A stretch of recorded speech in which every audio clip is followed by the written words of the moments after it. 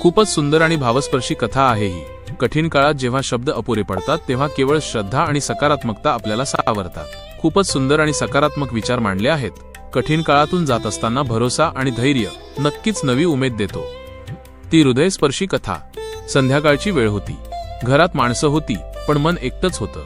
Phone हातात होता पण कुणाला तरी कॉल करावा इतकीही हिंमत उरली नव्हती। डोळ्यांत पाणी होतं पण रडायची जागा नव्हती। कधी काळी सोबत चालणारी माणसं आज दूर गेली होती। मेहनत केली होती प्रामाणिकपणे, तरीही यश हातातून निसटल्यासारखं वाटत होतं। मनात एकच प्रश्न, माझ्याच आयुष्यात असं का?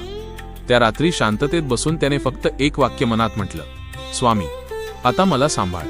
उत्तर लगेच मिळालं नाही, पण त्या क्षणी मनावरचं ओझं थोडंसं हलकं झालं। जणू कुणीतरी अदृश्यपणे डोक्यावर हात ठेवला होता।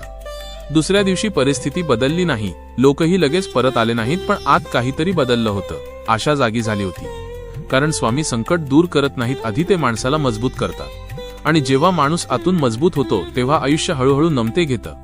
श्री स्वामी समर्थ।